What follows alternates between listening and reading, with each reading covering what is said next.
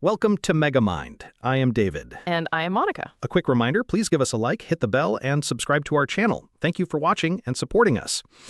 Right, kettle's on, sleeves rolled up, and today we're playing with a set of big ideas about power and people, but doing it in a way your Nan could follow while she dunks a biscuit. Biscuits first, obviously. You cannot discuss power on a dry mouth. What are you dunking today? Hobnobs, the workhorse of biscuits. They take a dunk and keep their dignity. Controversial.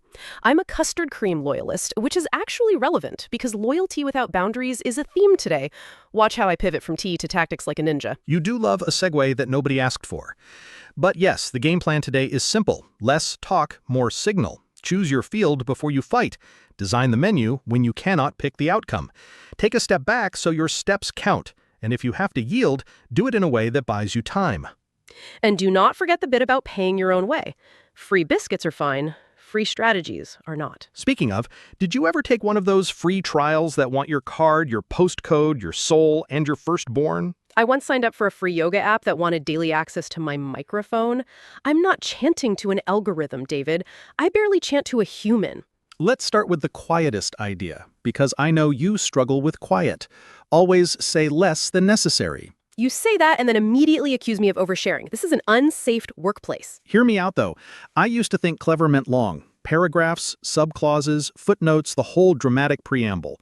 Then I watched a senior engineer summarize a nightmare incident with 3 sentences. We are back up. Root cause is misconfigured cache. We are rolling a fix and writing a guardrail. The room inhaled like a choir. Nobody wanted a speech. They wanted oxygen. Brevity is opera for busy people. I learned this the hard way during a flat viewing. The agent asked what I thought of the kitchen. I said something like, "It's giving me postmodern medieval prison vibes, but in a chic way." Should have just said, "Needs light." Exactly. Fewer words reduce your surface area. The more you explain, the more hooks you give people to pull on. There's a second win.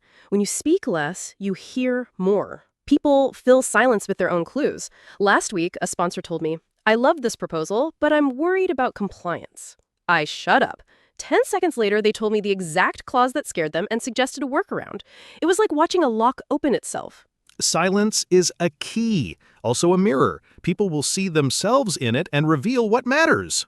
But we're not advocating monk mode. It's not mute, it's measured. Headline first, then let questions pull more detail. A tidy habit is numbers. 2 risks, 1 decision. Anything else is garnish. And please stop trying to win arguments on social feeds.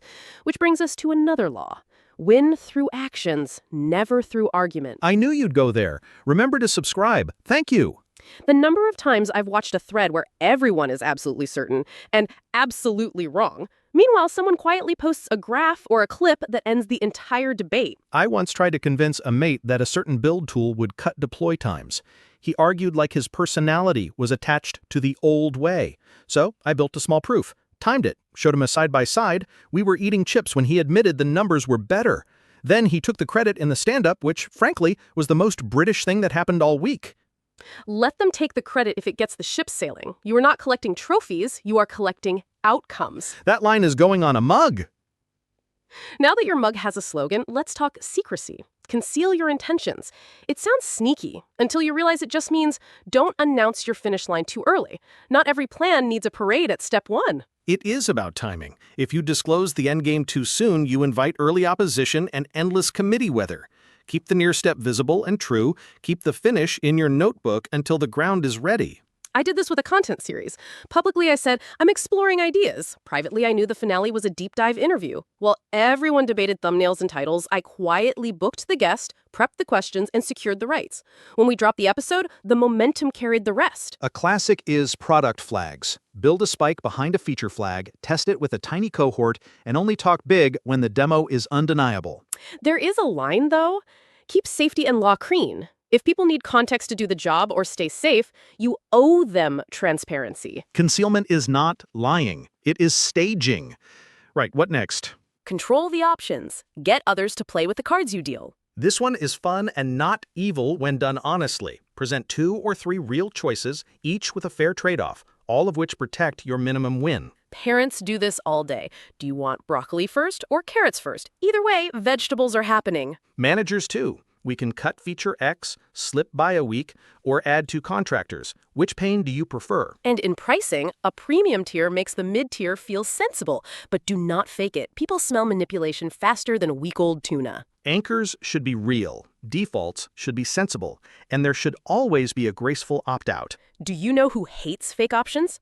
Cats. My neighbor's cat sees through every brand of toy mouse and only plays with the box the toy came in. Respect to the cat. It understands choice architecture at a molecular level. Use absence to increase respect and honor. That title sounds like it should be carved into marble outside a theater. The idea is simple. If you are constantly present, you fade into wallpaper. Step back on purpose, come back with substance, and you will land harder. I learned this with social posts. For a while, I posted every thought like a ticker tape.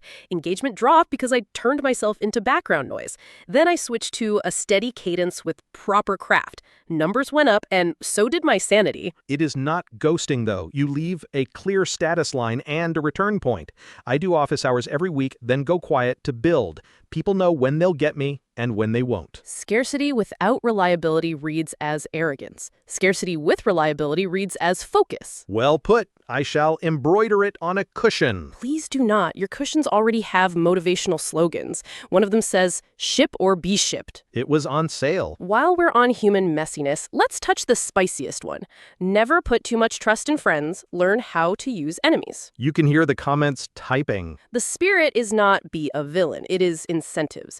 Friends drift into entitlement or soften feedback. Principled critics often work harder because their reputation is on the line. I once hired a pal for a quick gig. We skipped the paperwork because mates. It ended with fuzzy expectations, late nights, and a friendship that needed a long map. Contrast that with a former critic I brought in to tear down a script. They were brutal and right. We paid them, we credited them, and the video improved. The rule is structure. Same bar for friends as for strangers. Start small with anyone who has history. Also, rotate external reviewers. If one click owns the story, you will miss the blind spots. So we love our friends and we respect our rivals. Exactly. Friends for warmth, rivals for truth. And everyone gets a contract. Another idea that pairs well with staying alive is know who you're dealing with. Yes, people are not interchangeable. The same move that charms one will haunt you with another. I had a proud stakeholder who hated public disagreement. Private challenge worked. Praise in the update worked. Calling them out in front of peers guaranteed a vendetta that could outlive me. The stonewaller is my nemesis. You ask for a decision and they respond with silence so deep it echoes. The fix is deadlines and 2 acceptable options. Otherwise, you are trapped in their swamp. Then there's the righteous crusader, motivated by principle over convenience. Show how your plan meets the principle, and they'll move mountains for you. Try to bargain only on outcomes, and they will view you as morally bankrupt and unfollow you in real life. A lovely phrase you taught me is pay in their currency. Some people want respect, some want control, some want fairness, others want visible outcomes or recognition. You get farther when you pay in what they value rather than what you like giving. And always offer an exit. Do not corner people. They fight harder when their dignity is on the line. Speaking of exits, have we earned our mid-episode reminder? We absolutely have. It is time for the ritual line. Remember to subscribe. Thank you. That little line is like stretching in the middle of a long hike. Onwards. Use the surrender tactic. Transform weakness into power. The practical version is simple. When you are outgunned, stop swinging just for pride. Yield on the surface, buy time, move the contest to a terrain you prefer. I used this with a brand that wanted a script change I hated. I could have fought and lost loudly. Instead, I accepted a trial of their version for one video, documented the risks, and proposed a review after the comments came in. The audience handed me a gift. They hated the change. We rolled back with data and no bruised egos. It denies the other side the theater of victory. People who want to scrap feel cheated by calm acceptance. The heat drops. Space opens. You come back later with leverage. There are exceptions. If safety or ethics are at stake, you stand your ground. And with bullies who escalate when you yield, you set boundaries and bring backup. Very true. Surrender should be a strategy, not a personality. Right. It is time for the wallet chapter. Despise the free lunch. Free often has a price you pay later with interest. Hidden obligations, data grabs, future lock-in, or a creeping sense of owing someone a favor. I once accepted a free design template for a project and discovered the license required a tiny watermark that might as well have been a billboard. Paying a fair rate up front would have saved time and dignity. Pay for what matters: legal advice, security reviews, childcare, core infrastructure. The cheap route is the expensive route with a longer journey. There is still room for generosity. Open source, scholarships, community resources. The test is clarity. If it is a gift, say it is a gift. If there are strings, list them. If you do accept a favor, repay it fast and explicitly so there is no residue. The awkward gratitude tax is worse than VAT. Now we need a chapter that makes me want to change outfits. Recreate yourself. This is my favorite. Do not accept the costume the world handed you. Choose a role that serves your goals, then behave consistently until the world updates its story about you. I once decided I was done being the last-minute fixer. I became the person who designs systems so no heroics are needed. That meant saying no to the adrenaline hit of a late rescue, yes to boring checklists, and yes to clearer meetings. After a while, people stopped calling me when things exploded and started calling me to prevent the explosions. You updated your artifacts too. New bio, new intro line, even a new slide template that screamed calm competence. And a signature move. I now run a weekly 3 bullets, 1 decision update. People associated with me, which helps the identity stick. The risk with reinvention is costume without competence. Clothes change, habits stay. The cure is behaviors you can calendar. And one visible moment that marks the shift. Humans love milestones. We said we wouldn't use dates, so let's call it a bold Monday. Any Monday can be bold if you say it with enough tea. Let's weave these into everyday life so people see them in action. Scenario 1. You're in a meeting about a delayed project. Old you would deliver a novel. New you delivers a headline. We are late because the cache layer thrashes under peak load. Fix is tuning and a guardrail. We can ship the guardrail in 2 days and tune in the next iteration. Then you design the menu. Option A, reduce scope and hit the revised window. Option B, add 2 engineers and keep scope. Option C, move the date and ship everything. Trade-offs listed, recommendation made, default chosen. Resist argument. Offer a tiny proof, maybe a spike, that shows the guardrail actually caps the thrash. When a proud stakeholder gets twitchy, challenge them in private, not on speaker.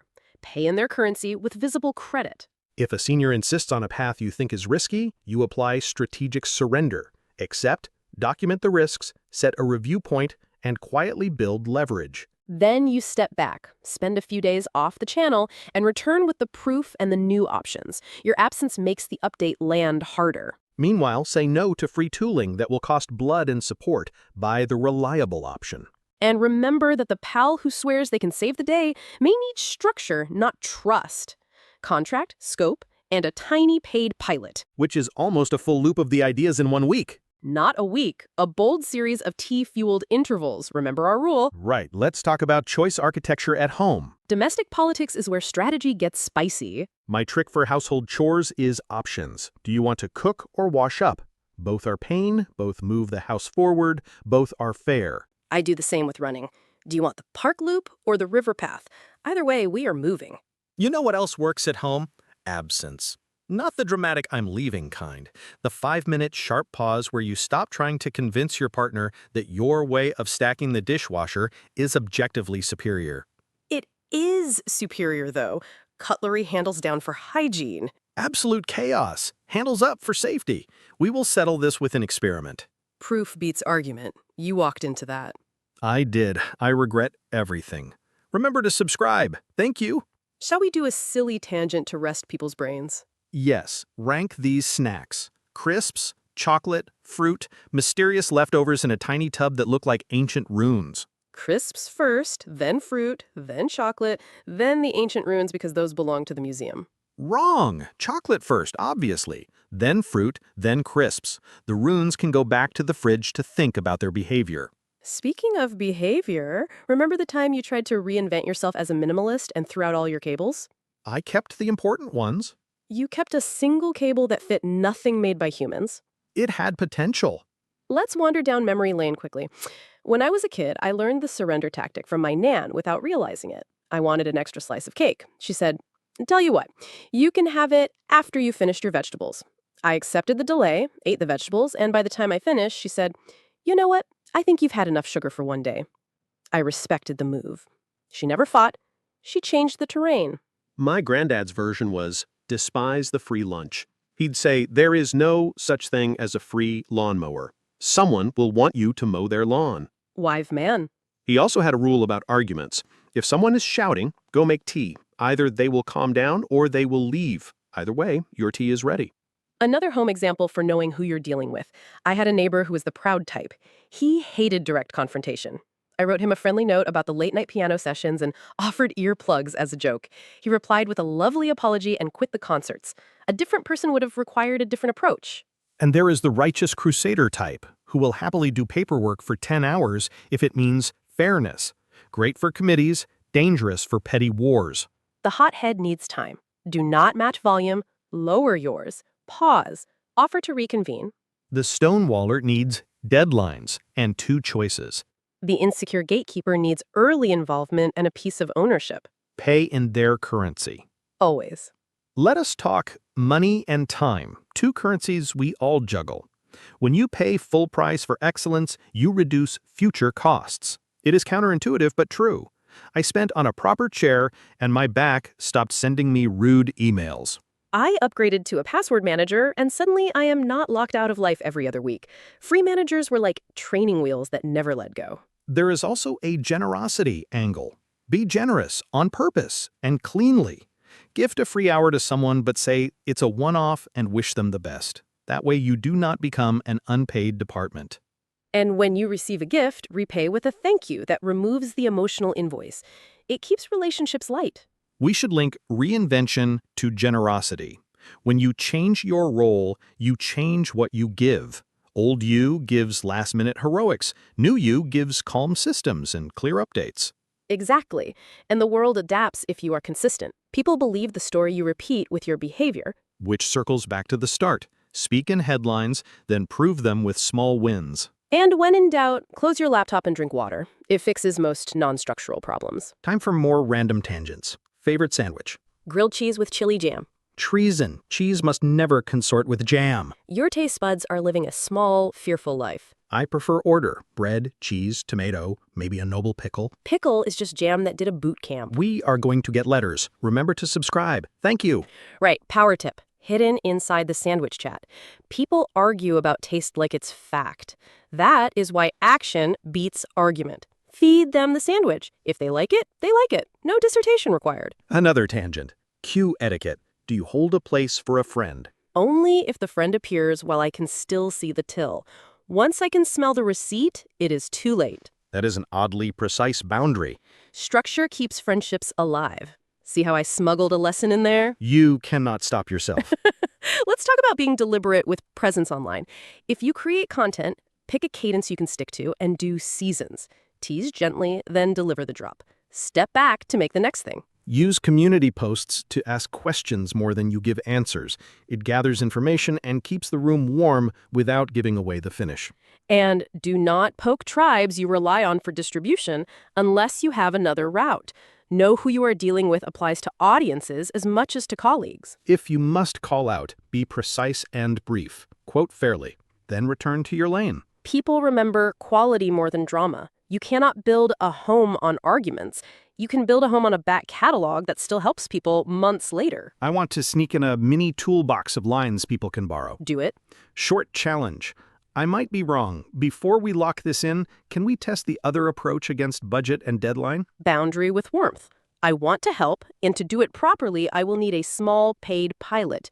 If it works, we scale. Surrender with receipts. I accept the direction and will execute it. For clarity, here are the assumptions and risks. Let's review them at the next checkpoint. Options menu. We can cut scope, add people, or move the date. My recommendation is cut scope. If I do not hear back by midweek, I will proceed with the scope cut. Reinvention opener. I used to be the firefighter. From today, my focus is building the fire alarms. You will see 3 changes this month: short decision memos, weekly ship review, and open office hours. Ethics line. I cannot discuss that detail. Here is what I can share. Polite exit for free stuff. Thanks for the offer. I prefer to pay so expectations are clear. What is your rate? Can we talk about energy management for a second? This strategy way of living needs calm energy. Sleep and water are underrated master plans. I do a tiny ritual before hard meetings. One deep breath, a sip of water, and a headline written on paper. It keeps me from waffling. I do walk-in talks for tough one-on-ones. People say truer things when they are moving and not staring at a screen. And if I am angry, I write the message, then I sit on it like a hen on an egg. The next morning, the egg has usually hatched into silence. Now I'm picturing you clucking on your phone. Quick-fire food debate, round 2, pineapple on pizza. I love it. Sweet and salty is the jazz of flavors. I will accept it if the alternative is starvation. Chocolate in the fridge recovered. Cupboard. I am not biting a tile. Tea bag left in or out. Out after a short swirl. Anything longer and it files a complaint. These disagreements are perfect for the actions not arguments rule. We can make 3 cups, try them, and move on with our lives. Look at us growing. Before we land, let's stitch the ideas into one sentence each so people can carry them around. Say less so your words have weight and your ears have room. Hide the finish line until the ground is ready. Prove it. Small and clean. Frame fair options that all move you forward. Be present on purpose, not constantly. Read people and protect their dignity, especially when you disagree. Hold friends to standards and give principled critics a fair shot. Yield like a chess player, not a doormat. Pay with money, not with IOUs that live in your head. Live the role you choose until the world updates its map of you. That was oddly satisfying. Remember to subscribe. Thank you. Like the first sip of tea that has cooled to exactly right. All right, one last tiny story. A friend asked how I stay calm in gnarly rooms. I told them my brain runs a checklist. Headline ready, options designed, people mapped, exit lines prepared. Then I look for the smallest thing I can prove today. Once you do the smallest thing, the room behaves. Mine is simpler. I imagine a giant volume knob. If I feel the chaos rising, I picture myself turning it down 1 click. Speak a little slower, sit back in the chair, ask a short question. It is surprising how often the whole room follows. We love a knob metaphor on this channel. We absolutely do not, but here we are. Final tangent. If you had to pick one biscuit to represent each strategy, what would you pick? Say less than necessary is a shortbread. Simple, pure, no fuss, still luxurious. Conceal your intentions is a jammy dodger. Looks basic, hidden center. Win through actions is a hobnub. Solid, does the job, not here for arguments. Control the options is a selection tin. You arrange the layers, you win either way. Use absence is that last biscuit nobody sees until you remove the paper layer. Suddenly everyone wants it. Trust and enemies is a ginger nut. Friendly at a glance, but do not underestimate the bite. Surrender tactic is a wafer. Light, gives way, but somehow you've eaten the whole pack and it won the day. Despise the free lunch is the free supermarket sample that sends you home with a trolley. So the biscuit is the one you pay for because it is actually good. Recreate yourself is a fancy macaron. New colors, new vibe, still a biscuit at heart. Know who you're dealing with is the bourbon. Some love it, some will fight you for saying it is better than custard creams. Adjust their strategy accordingly. I feel like we've done important cultural work today. To wrap up, here is the mini creed for your fridge. Speak in headlines. Reveal in stages. Test rather than argue. Offer real options. Be present on purpose. Read the person. Structure friendships and critics. Yield to win. Pay cleanly. Live the role you choose. And make tea. Always tea. Drop your comments below and subscribe to our channel. David and Monica are personas we use to make our content more engaging and relatable. We're not affiliated with any organization or product mentioned.